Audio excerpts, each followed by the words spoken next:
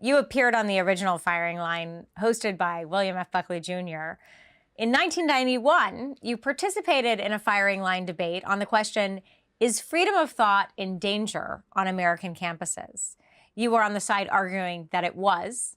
And I want to play a section of the back and forth between you and Catherine Stimson, who was then a dean at Rutgers, who was on the other side of the question. The cult of sensitivity has evolved in such a way that particular substantive issues of vital importance to be discussed cannot be discussed because particular insular minorities are exercising power, real power, to curtail the discussion that their feelings not be heard. I don't think that helps anybody. Professor Simpson. Now my question. Question one. What has happened to courage? I am so tired of these stories of tenured professors with reasonable salaries who meet a group of students who say, please don't do that. And then they go home and whine and cry and say, I am being harassed. That is nonsense. Absolute nonsense. So what has happened to courage, sir? What has happened to courage? I think courage is in good stead. I don't doubt that many of us have exhibited it by making the arguments that we've made.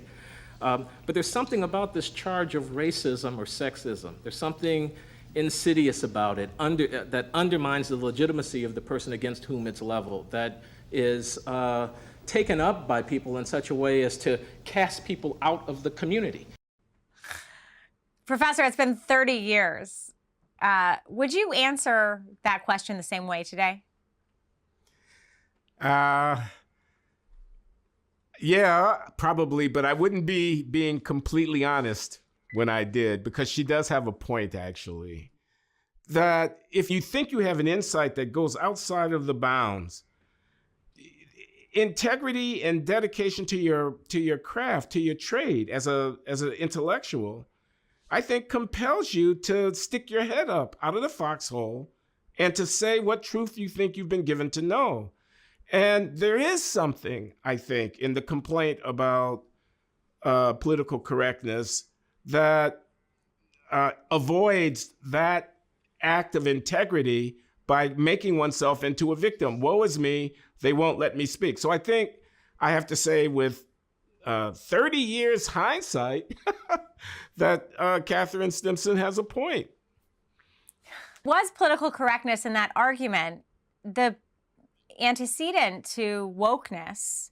Yes, today's wokeness is a direct descendant from the PC about which people were complaining 30 years ago. I think that's correct. At MIT, where you obtained your PhD, a survey from last summer found that 40% of the faculty are more likely to self-censor now than in 2020. So how do you think universities, how can they stop this self-censorship? Well, I think we need commitment from the top, from the provost and the president and the administrative leadership of the university to the principals of the university, which is a special kind of institution. And I don't think we're getting it very often at all from the leadership of our universities. Professor Loury, it's your turn. You have a minute and a half to summarize your philosophy of life and then subject yourself to questions. Well, in 90 seconds, let me get right down to it.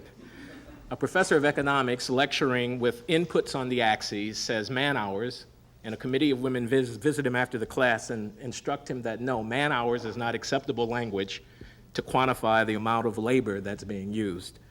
A class about civics that uses the movie It's a Wonderful Life to illustrate the principles being taught, the film has to be withdrawn because a committee of students visit the professor and instruct him that the black woman in that movie is portrayed in a degrading way.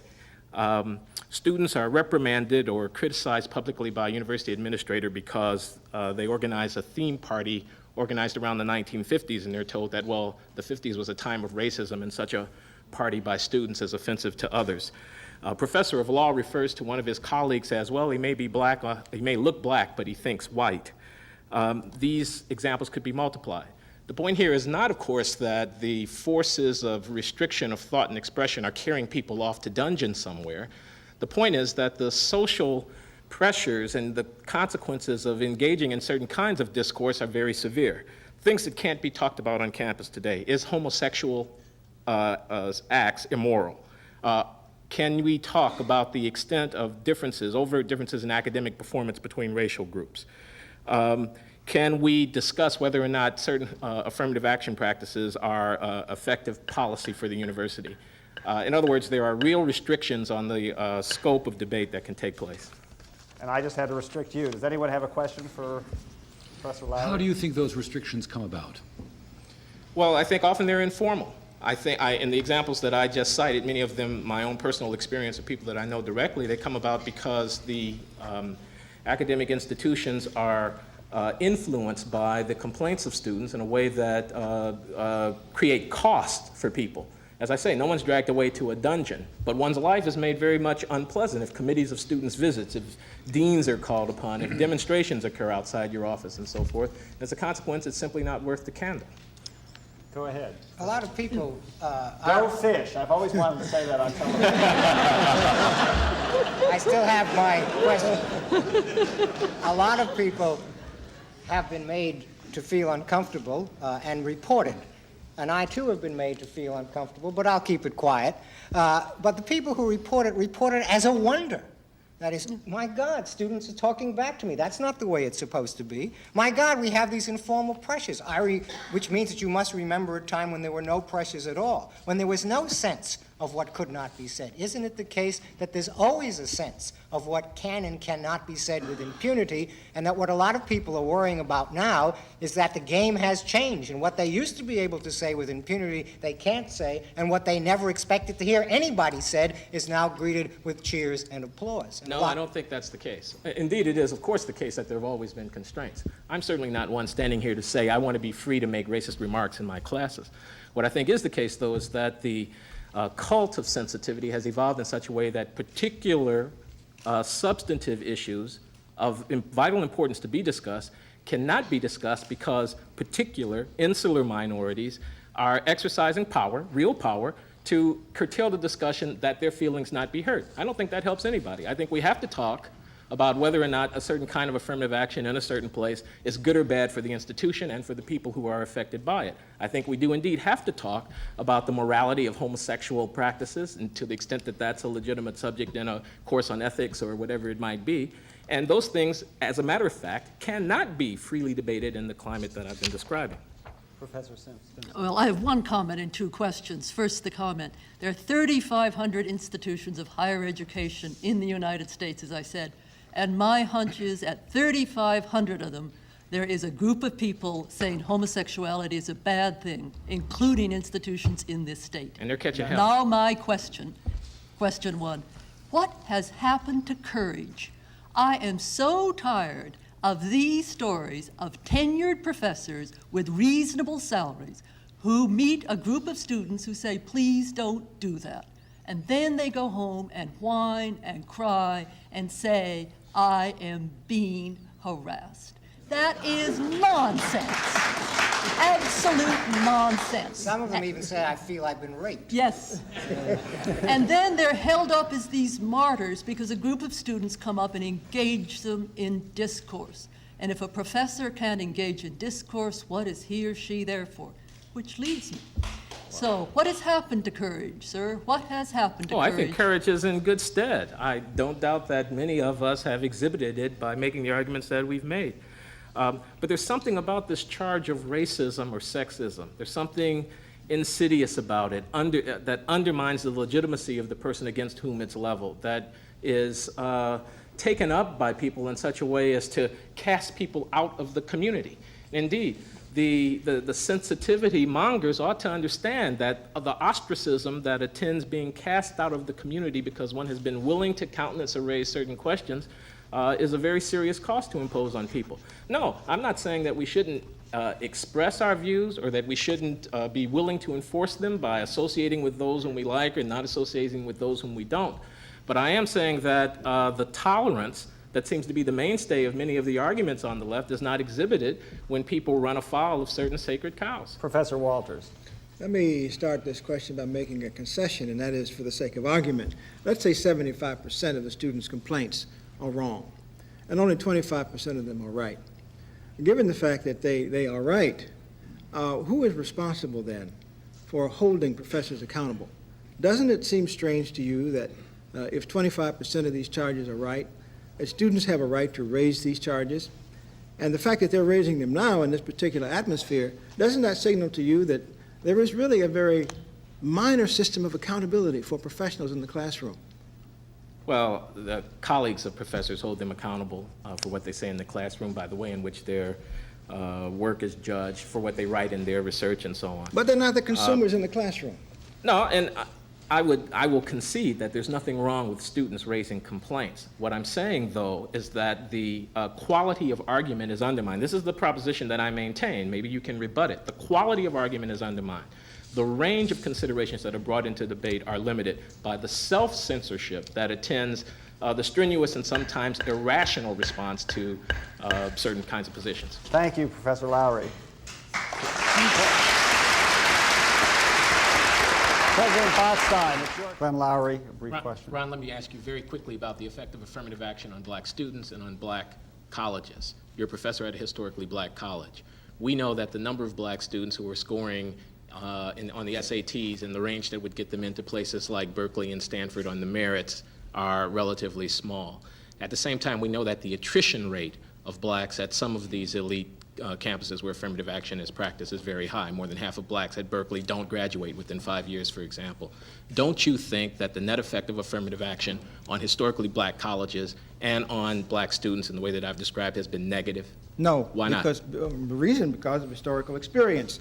At the university which you now have come, and of which Dr. Silber is the president, in the late 1960s and early 1970s, they were taking literally thousands of students from around the country and putting them into special programs. They were doing the same at Brandeis, where I was. And many of these students today are practicing professionals with no post-affirmative action regret syndrome. Thank you, Professor Walters. Professor Fish, I'd like to give you the opportunity to either disassociate yourself from or offer a better defense of the assertion of your colleague that blacks cannot be racist, women cannot be sexist, etc. I understand the assertion because I've heard it before. The assertion Can you defend it? I don't neither have to, as a teacher and a pedagogue, I neither have to defend it.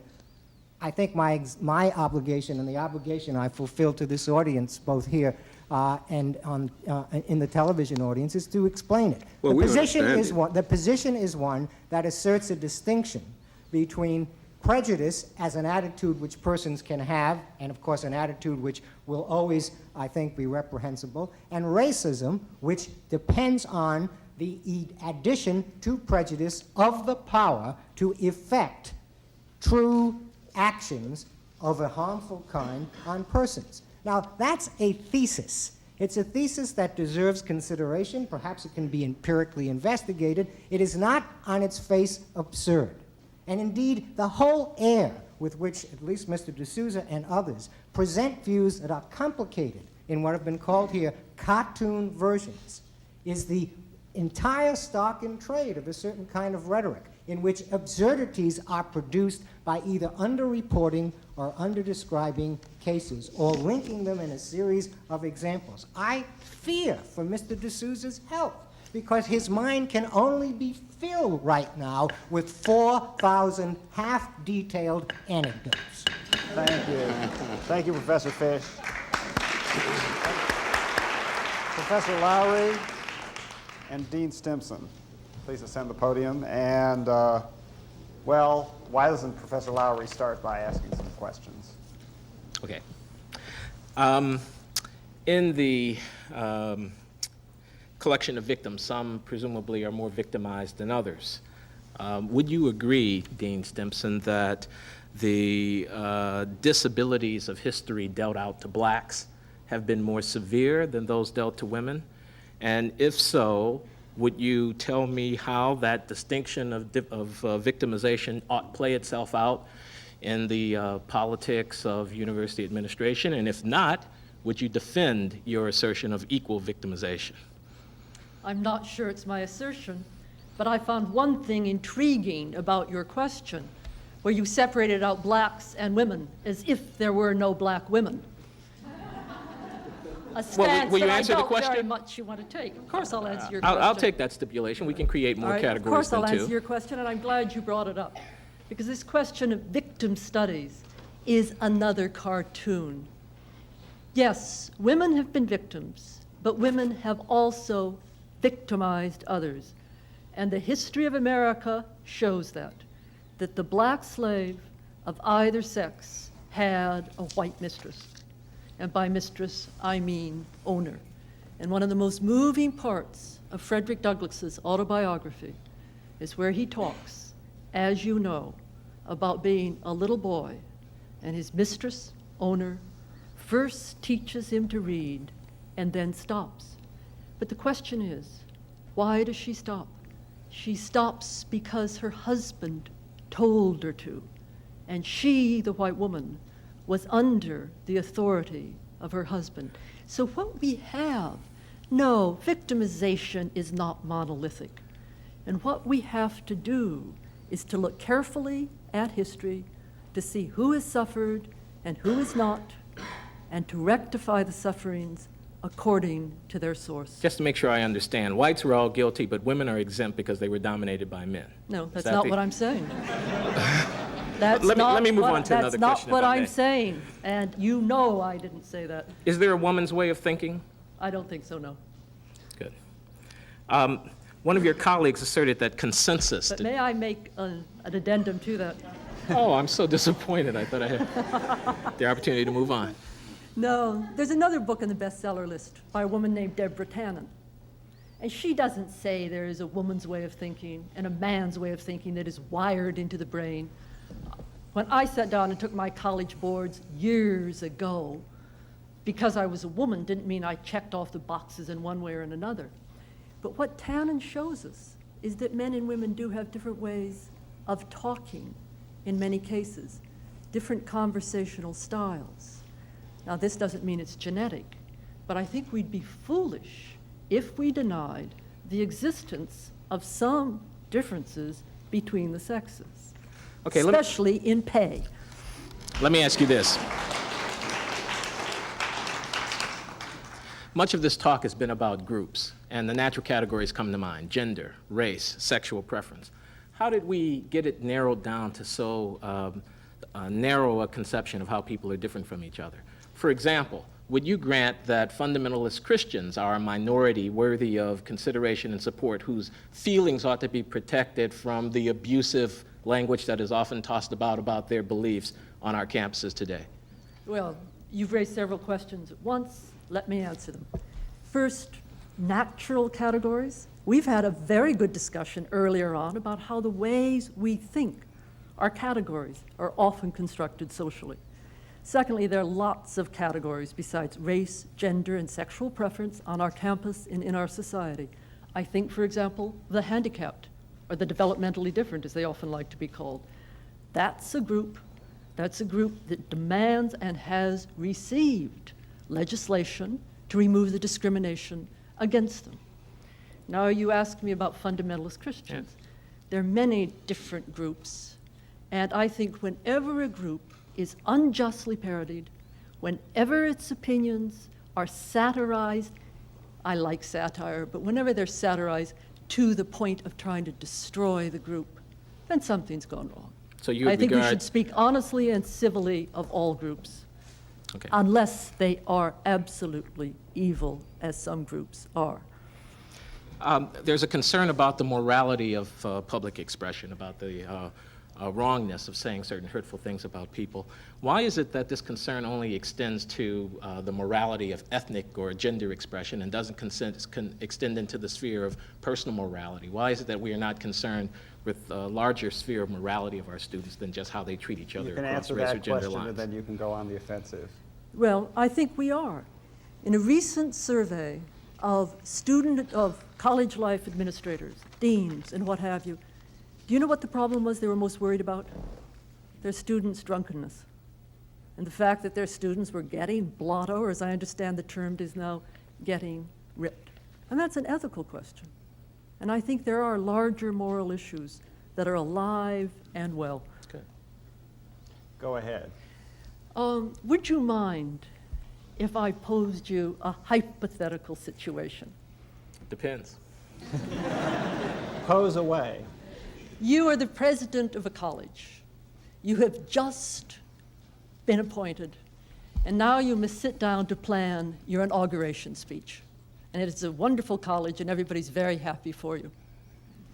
And you want your inauguration speech to outline your vision of the college or university of the 21st century, only 9 years away. What are you going to say? Well, I haven't got any idea, is the honest answer. But some of the things that I would stress would be the common intellectual heritage that we all have that I think should override our parochial interest in tribal instincts that are tending to tear us apart. And of course, I would be concerned about civility, but I would also be concerned about the vigor of argument. I would want my listeners to understand that sensitivity is not the highest value in an intellectual community, but truth is, and sometimes it can only be gotten to by saying things that some people don't want to hear.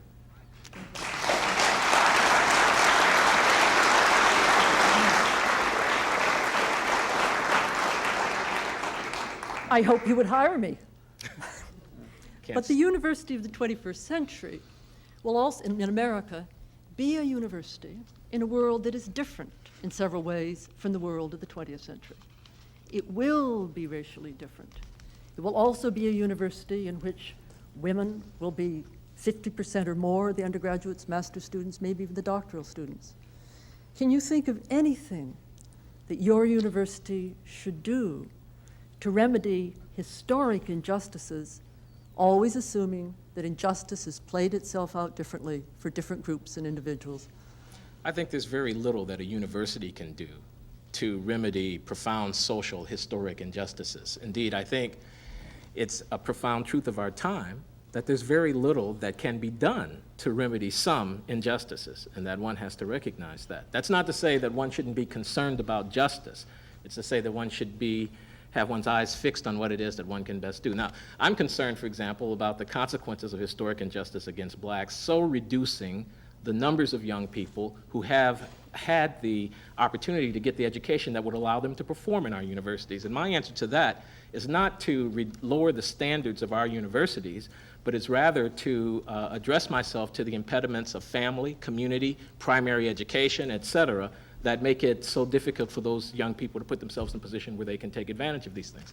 I think that to a certain degree there is a profound condescension afoot in this movement of diversity that starts at the end of the process where we look at PhDs and says, let us now redress the historic injustices that kept people from learning their ABCs. It's not that simple. I take our people more seriously than that. Well, I'm trying to figure out where we disagree, but wouldn't you agree there are different points in a pipeline, and so that a graduate school does have a responsibility to make sure that all people of talent are represented in the graduate school and will go into a faculty?